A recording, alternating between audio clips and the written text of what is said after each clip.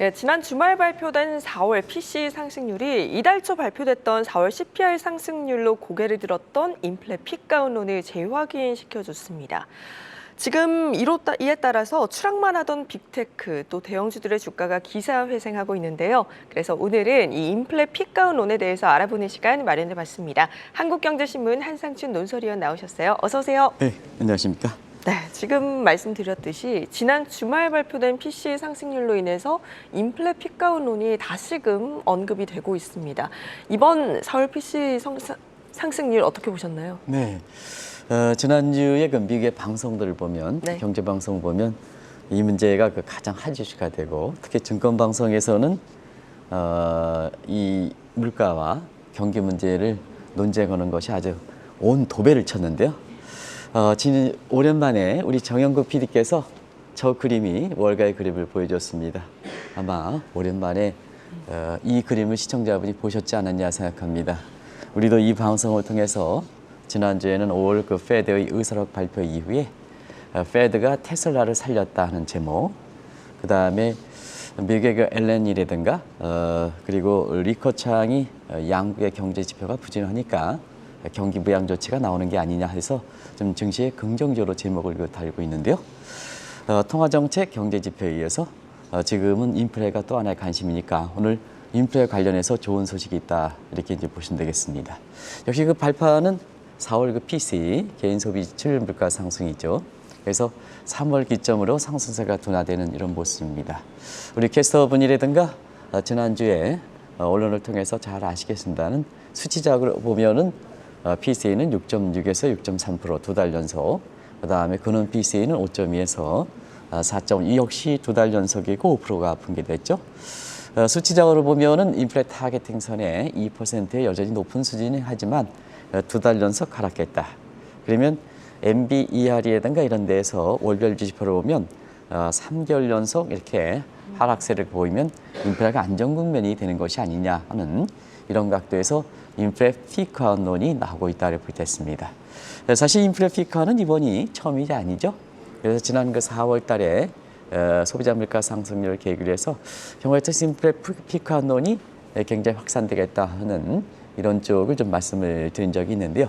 이번에 다시 개인 소비 지출 물가를 통해서 재확인됐다고 보겠습니다. 그러다 보니까 재확인되다 보니까 인플레에 대해서 가장 이렇게 가장 민감하게 반응한 것이 미국의 10년 국채 금리죠. 그래서 이달 초에 5월 10일 전후에서 3.1%도 넘고 일부에서는 4%, 뭐 5%까지 얘기 나왔던 이런 시각이 지금은 지난 주말에 2.74%로 인플레 피크안이 재확인되다 보니까 결과적으로 보면 이렇게 채권 금리가 많이 떨어지는 이런 모습을 보였다고 보겠습니다.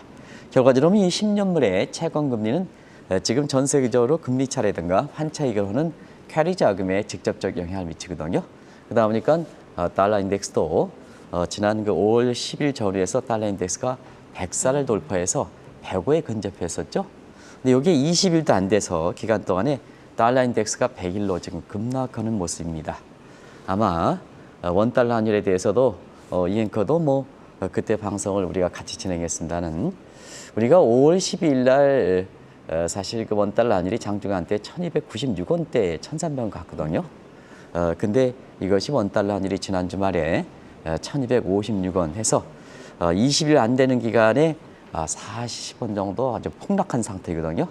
그래서 나중에 좀 말씀드리겠습니다. 국내 기업들이 굉장히 당혹해하고 있다 이렇게 보이겠습니다. 어쨌든 이런 관점에서 보면은 오늘 중에 원달러 환율이 1250원대 걸릴 거로 이게 봅니다는 1250원대 경우에 따라서는 월말 수출 내고 물량과 함께 깨질 가능성도 있습니다. 그러면 기업들 입장에서는 상당히 당혹한 환경이 되지 않겠나 하는 생각이 듭니다. 그래서 오늘은 외국 자본의 유입과 관련해서 원달러 환율도 적용하겠습니다는 환율 자체에서 보면은 워낙 이달 초에 환율에 대해서 굉장히 우려하는 시각이 높았기 때문에 사실 오늘 원달러 환율이 1250원이 깨지면 기업들이 상당히 당혹해하겠다 하는 것을 말씀드리겠습니다.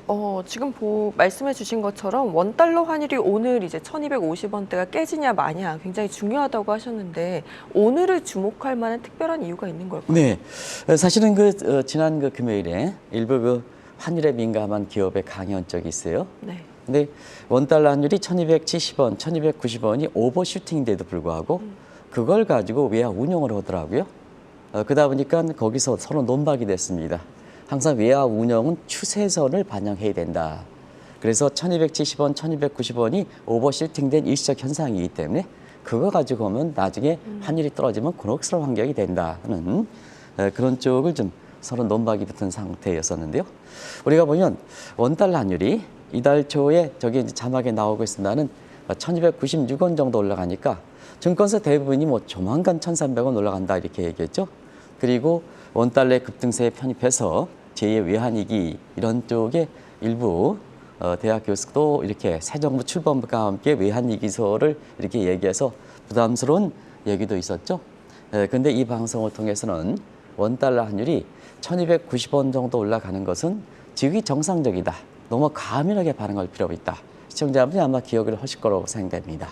워낙 그때 환율에 대해서 굉장히 불안한 얘기를 많이 했으니까 한국경제TV를 통해서는 원달러 환율이 지극히 정상적인 움직이기 때문에 너무 가민한 반응을 하지 마십시오. 새 정부 입장에서도 한미 통화 수합이라든가 이런 쪽에 이렇게 바이든 대통령이 올 때 그 문제 거론하지 말고 다른 쪽에 더 중요한 사항을 거론할 필요가 있다는 정책 제안도 이렇게 말씀을 드렸는데요. 바로 이와 같은 사항이 전개되기 때문에 그렇습니다. 지난 주말에 원달러 환율이 1258원 이렇게 떨어졌던 상황이거든요. 그때 이후로 20일 만에 40원이 폭락했습니다. 사실 환율이 40원 만에 중심 통화에 대해서 이게 떨어지는 것은 굉장히 이례적이다 이렇게 이제 보시면 되겠고요. 아까 자막에서 이렇게 보면 신흥국들은 거꾸로 외자 이탈하는 상태거든요. 외자 이탈은 우리도 됩니다. 근데 항상 말씀드렸다시피 달러 예금 잔고가 많이 떨어지고 있습니다. 그래서 달러 예금 잔고에서 국내에서 달러 공급이 되는 이런 측면에서 원달러이 떨어지는 측면을 굉장히 주목하실 필요가 있다 하는 점인데요. 오늘 환율이 1250원 붕괴되는지 한번 지켜보는 것. 오늘 1250원대 그냥 걸릴 거로 봅니다는 경우에 따라서는 월말 수출 내고 물량과 함께 1290원에 샀던 포머족들이 환율이 지금 1250원대 하기 때문에 손절멸 가능성이 있거든요. 네. 그러면 1250원도 붕괴될 수 있다. 이 점이 외국인 입장에서는 굉장히 주목해서 바라보고 있다 하는 걸 말씀드리겠습니다. 네, 오늘 일단 1250원대가 어떻게 되는지 한번 지켜봐야 할 것 같고요. 지금 4월 PC 물가가 워낙에 주목을 받다 보니까 직접적으로 연관이 되어 있는 미국 국채 수익률, 여기에 따라서 최근에 미 증시 움직임이 많이 변화를 하더라고요. 네. 어떤 흐름인가요? 사실은 이것도 미국의 이렇게 증권 관련된 방송을 보면 이달 초에 3.1%에서 지금 2.74%, 세계 가장 안전 자산입니다.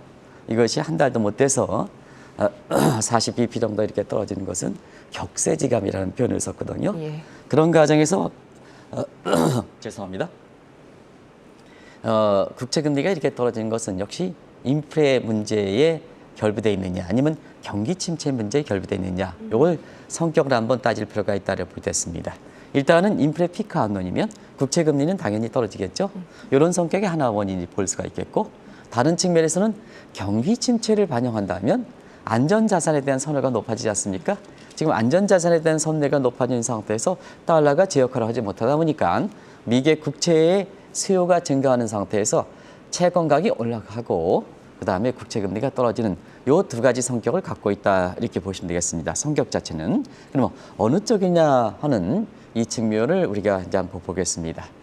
사실 그런 측면에서 미국의 이와 관련된 전문가들의 분석은 너무 떨어진 것에 부연한 기술적 반등이다 하는 시각이 있습니다. 이건 이제 차트 분석에서 지난주에 증시적인 측면에서 차트 분석, 기술적 지표가 굉장히 많이 나왔고요.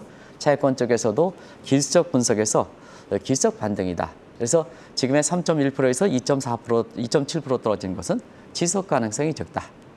증시도 마찬가지로 여기에 이제 베어 마켓 랠리라는 표현을 약세장 속의 랠리라는 증시에서 표현을 쓰고 있는데요.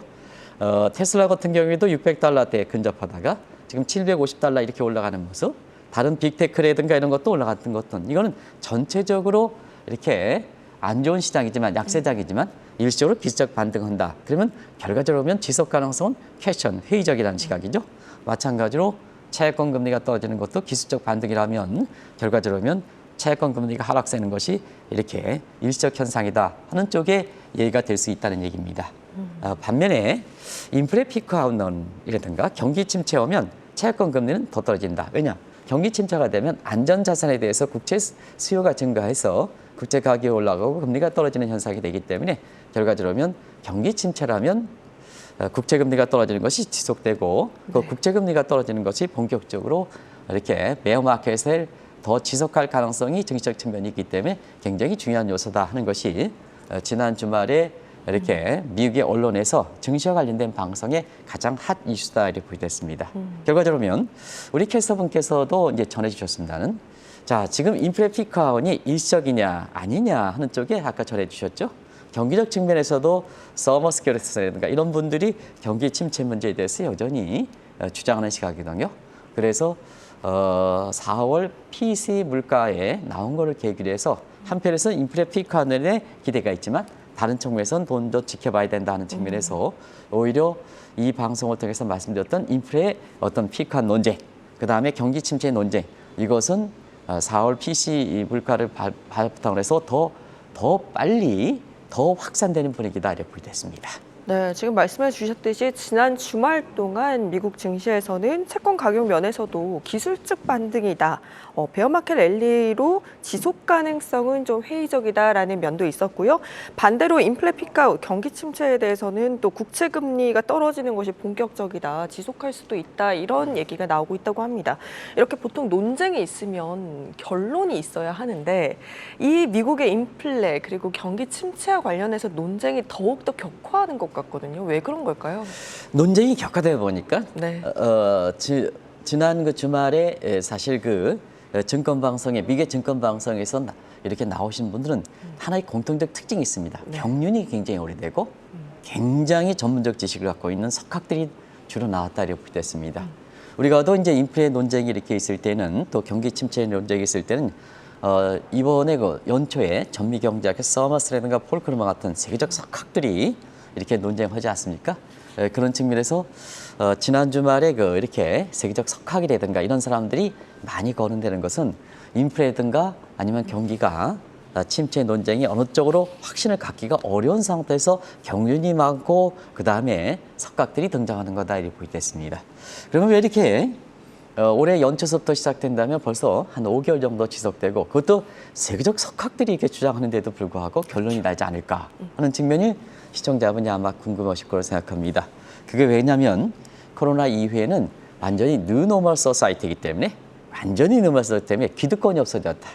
예측 기간이 그동안 오랫동안 예측이 갖고 있다 하더라도 시청자분 아시겠습니다는 IMF 예측 믿을 수 있느냐? 그래서 이런 측면에서 랜드러시라는 것은 기득권이 없습니다. 기득권이 없는 상태에서 결국 땅 따먹기다. 우리가 이제 이렇게 저희처럼 그 시골 농사꾼 출신들은 이렇게 땅 따먹기를 많이 하거든요. 놀이에서 뭐 장난감 같은 게 없으니까 땅 따먹기, 네. 자치기 이렇게 해서 그게 유일한 이렇게 그 시골에 이렇게 농사였었는데요. 그 땅 따먹기다. 땅 따먹기라는 것은 기득권이 없다는 얘기거든요. 그 기득권이 뭐냐? 왜 세계적 석학들이 결론을 못 내느냐 하는 것을 보겠습니다. 코로나 초기에는 루비니 교수가 I자형, 그 다음에 트럼프 대통령도 로켓 반등해서 그 사이에 W자형, U자형, V자형 다 나왔거든요. 네. 근데 지금 2년이 경과했습니다. 최근에 보면 자 연착륙이나 경착륙이냐, 스태그플레이션이냐, 뭐 이렇게 미국의 경기가 회복이 낙관하냐 모든 쪽에 다 나오고 있거든요. 결과적으로 시간이 경과되는 상황에서 이렇게 벌써 조금 정도의 이렇게 경기 회복 정도로 본다면 거기서 어떻게 될 것이라는 측면에서는 똑같이 세계적 석학이라든가 예측 기간에 기득권이 없이 결국 똑같은 이렇게 양상이 벌어지고 있다고 볼 수 있습니다. 물가도 이렇게 아까 인플레가 피크하느냐 할 때 너무 복합적 요인이 작용하고 있다 하는 이런 그 캐스터분의 진단이 있었습니다는 사실상 그것을 좀 전문적인 용어로 한다면 다중, 복합, 공선형, 한 시대, 싱크로나이즈, 그래서 인플레의 성격이 그렇다 이렇게 보겠습니다. 이런 건 이제 누차에서 말씀드렸던 문제죠. 총수와 총공급, 그다음에 디지털 시대의 심리적 교육과 네트워킹 효과, 그리고 일부에서는 이렇게 퍼내기 형태, 그래서 소위 부정적 측면, 이래서 인플레가 조금만 나오면 마침 인플레가 올라갈 것 생각하고 인플레가 조금 떨어지면 이렇게 피크한론이 나오고 이런 쪽에 이렇게 유튜브 방송이라든가 이런 걸 통해서 이렇게 서로 그냥 긍정적 편향이니 부정적 편향이니 이렇게 해서 몰고 가는 세력, 소위 로버트 실러가 얘기했던 이야기 형작 이런 것이 복합적인 요인에 있어 그렇다 이렇게 보겠습니다. 그러다 보니까 세계 경제에서 입장에서는 기득권 없어져. 일단 인플레적인 측면에서는 사실은 복합적 누구나 쉽게 진단할 수 없는 복합 요인이 되다 보니까 세계적 석학이라든가 그 다음에 오랫동안 시장에 경륜이 있는 사람들 이런 사람들도 좋다도 인플레라든가 경기 논쟁에 쉽게 방향을 정하지 못한 사태가 있다 이렇게 보게 됐습니다. 그런 측면에서 우리나라에서 이렇게 보면 내가 보기에는 이렇다. 물론 그런도 훌륭한 견해겠습니다는 이렇게 어려울 때일수록 경륜이 많은 이렇게 한국경제TV를 통해서도 지난번에 루비니 교수라든가 사마스 교수라든가 이런 사람들 모시기엔 메리 아이켄 세계적 석학 노벨 경제학상에 타셨던 분이라든가 거기에 해당되는 사람들 모시게 되는 것도 어려울 때일수록 이런 사람이 필요한 거거든요. 결론을 내지 않더라도 그런 것이 이렇게 지난번에 아주 한국경제TV의 글로벌 금융 컨퍼런스가 이 아주 거대 행사는 아니었지만 굉장히 시장의 반응이 컸던 것도 바로 그런 측면이다 이렇게 보게 됐습니다.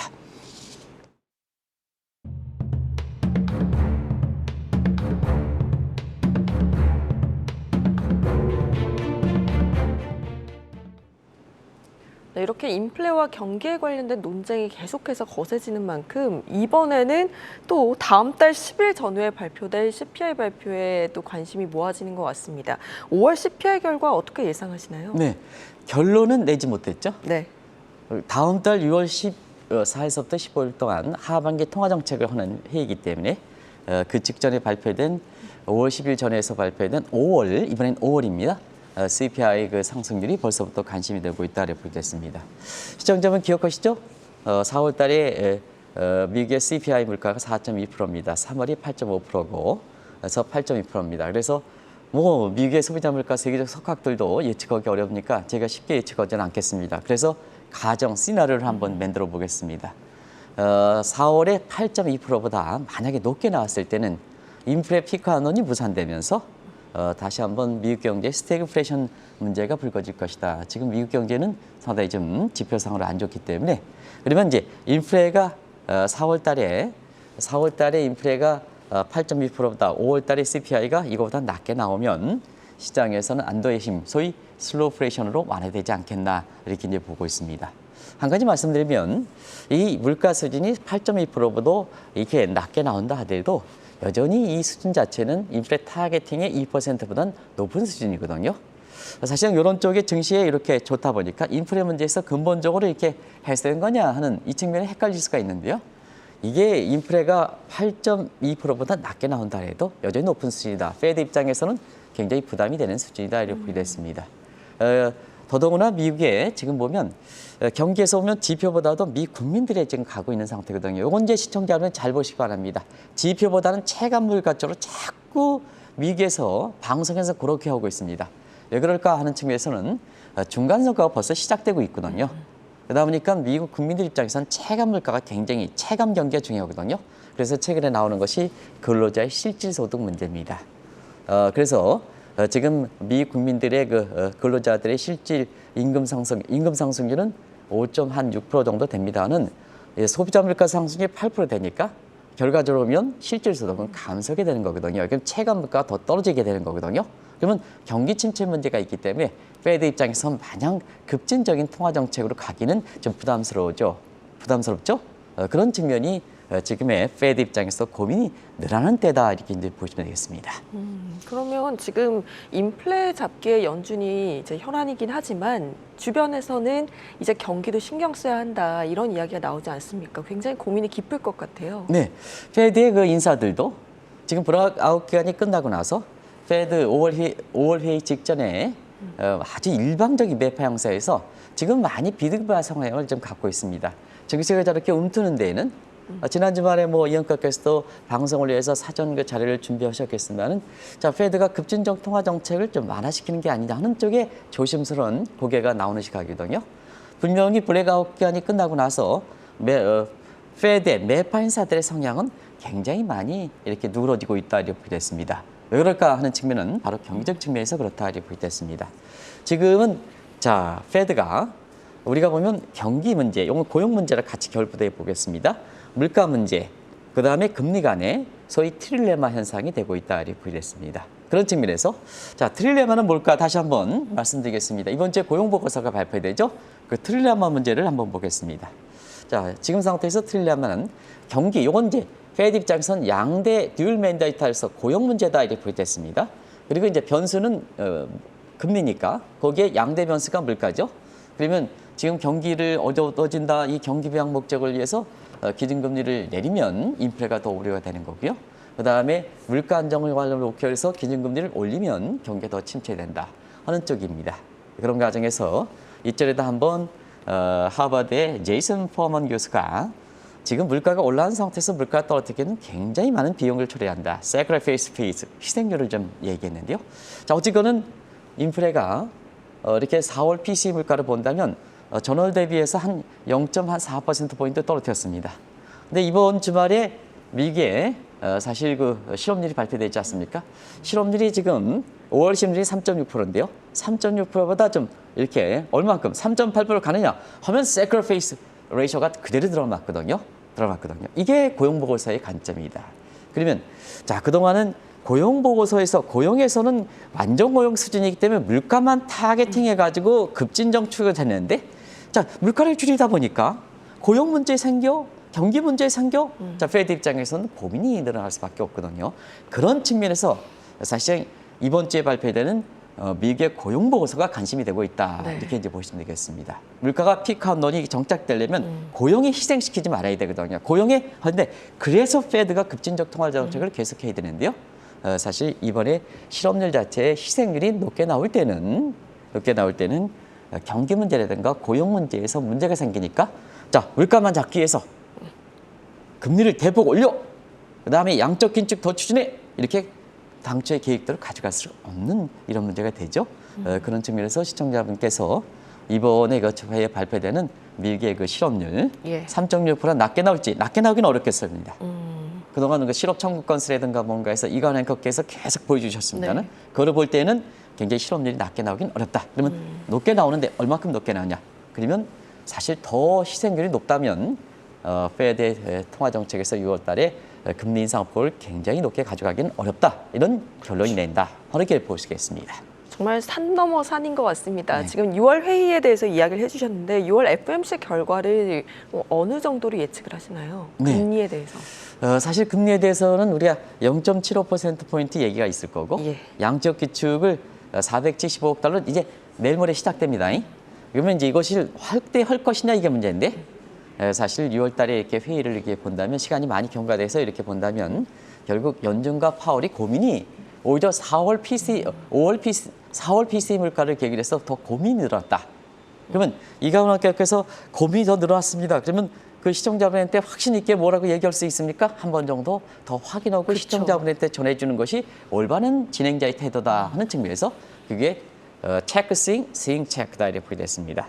그런 과정에서 왜 이렇게 지난주에 주가가 많이 올랐을까? 특히 나스닥 밑에 업종의 주가가 올랐을까? 결국은 6월 달에 체크 스윙을 한 번 더 간다. 그러면 금리 인상폭은 0.5% 간다. 그리고 양적 기축은 6월부터 시작하는데 475 그대로 간다. 늘리지 않고 그대로 간다. 그러면 뭐냐?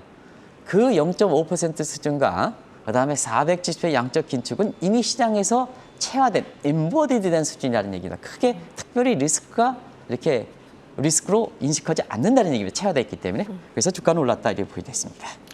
근데 지금 일단은 뭐 픽다운 여부와 상관없이 경기 침체 우려가 점점 커지는 것 같습니다. 이 연준이 경기 부양에 나설 수 없으면 옐런 장관 같은 경우에는 상당히 곤욕스러울 것 같은데요. 네, 사실상 그 지금 상태에서는 실적 경제 컨트롤 타워를 그 제닛 옐런이 지고 있는 입장이 아니겠습니까? 네, 그런 측면에서 지난 주말에 미국 방송에서 이렇게 증권가 방송에서는 앞으로 경제 컨트롤 타워는 앨런의 지위가 더 강해질 것이다 이렇게 보겠습니다. 지금은 인플레를 잡기 위해서 페드가 그다음에 하다만 경기 문제가 되거든요. 그래서 이 문제를 이렇게 동시에 해결할 수 있는 사람이 자 우리가 지난주에 이제 미 중교에서 알아봤습니다. 리커 청 총리가 이렇게 부득 세우는 것도 중국의 인민은행이 자꾸 대출 금리를 내렸는데요. 결과적으로 보면 경기 부양되지 않았지 않습니까? 결국 리커창이 올라온 거거든요. 그리고 제닛 옐런이 들어오는 거다. 그래서 제닛 옐런의 입김을 파월 의장보다 더 많이 봐라 하는 주문이 여기서 있다고 보여져 있습니다. 결과적으로 보면 우리가 얘기하는 서프라이즈 사이드 이코노미, 여기 이제 자막에 나오고 있습니다는 네. 서프라이즈 사이드, 공급 주기를 통해서 성장률도 올리고 물가도 떨어뜨리는 이런 쪽에 모색되지 않겠나 이렇게 보고 있습니다. 네, 오늘 이렇게 다시금 고개를 들고 있는 인플레 픽다운론, 그리고 곧 있을 5월 CPI 결과, 그리고 6월 FOMC에 대해서 예측해보는 시간 마련해봤습니다. 한국경제신문 한상춘 논설위원이셨어요. 고맙습니다. 네, 고맙습니다.